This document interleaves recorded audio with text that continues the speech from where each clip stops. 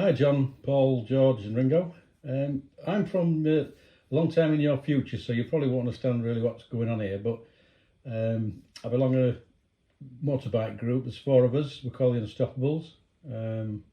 It's currently the year 2021 and we had our Christmas party last night, and we just had a little daft word around saying if you could go back in the past and have a time machine, what band would you like to interview? And you guys come up trumps. So I don't like you, but the other three, they like you. And I thought, well, when they'd all gone on last night, I thought, bugger it, I'll go make the time machine. So I went in my shed, and about 45 minutes, not too long. I had a bit of raffia and some bits of wood and stuff like that. So that's it, done.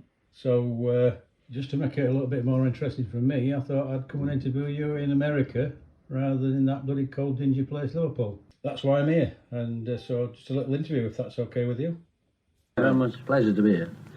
Right, John, first question from Mad Dog Mike. How did you ever decide on the name The Beatles for the group? Well, I had a vision when I was 12, and I saw a man on a flaming pie, and he said, "You are Beatles with an A," and we are. That's Paul laughing. Well, that's how it started anyway. Well, I asked for that, I guess. George, question for you from Malk, our Blade Runner. What would have been your first recording, and what sort of date would it have been? We made our first record at the beginning of 1963, and we had a hit with that. But I think the whole bit really started when we did a Palladium show, and then later we were asked to do the Royal Variety Command performance, you know. And we met the Queen Mother, and she started clapping. And Princess Margaret too. Yeah, and Princess Margaret. And Ringo, question from Midnight Steve.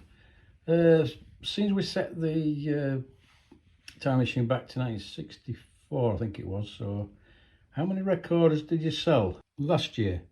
Well, the last count was 6 million, I think. That's just Ringo's record. You know, the others don't sell.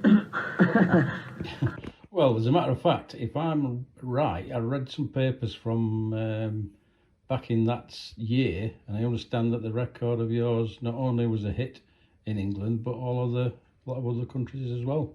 Yes, well, we've heard that our latest record, I Will Hold Your Hand, came into the Australian top 20 right in a #1, which is very nice. And I think it's selling in Finland and Sweden and other places like that too. Ladies and gentlemen, the Beatles have now taken over the world. Well, that's a nice thing to say, isn't it? We're very lucky. By the way, who's your barber? You do have one, I guess. No, it's a dirty rumour, we don't. We cut it ourselves. Well, which one of you guys dreamed up the haircut idea anyway? I think it was my dad, really. He said, you know, Paul, it's a bit square, the haircut I had, you know, short back and side. He said, why don't you get a Beatle cut, son? Thanks. I understand things get a little violent sometimes because all these young girls and fans and that are quite exuberant. Is that true? Well, they get exuberant, you know, but we enjoy it. We don't come to any harm because the policemen are equally as exuberant, you see. The police have a great time.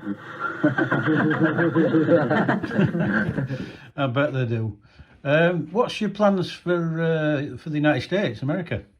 Well, we're over here to do 3 Ed Sullivan TV shows and meet the press and a bit of a rest on Miami Beach. And I hear you're going to be making a movie sometime soon. Yeah, well, when we get back to England from this current visit of America, to America. By America, yeah. Well, we're making a film which we don't know the title of, but it's going to be a film just about us. We don't know the script, and we don't know what songs are going to be in it. It should be released in the States about the end of this year sometime, we hope. With no title and no song. And no script. Top that. Okay, I give in. Sounds like a winner already. Well, I know you ain't got a clue what it's going to be called, but because I'm from the future, it's going to be called A Hard Day's Night, and just to let you know, it does quite well. I didn't like it, but the other three UnstoPPables did. maybe we'd better get on and play a record, I suppose, one of your records, fellas. Thanks very much for being on the UnstoPPables show. And as I say, it is 2021, so some of you will not be around to hear this interview, but thanks anyway. Oh, and please don't be offended by this, Paul and Ringo, but the wrong Beatles will die first.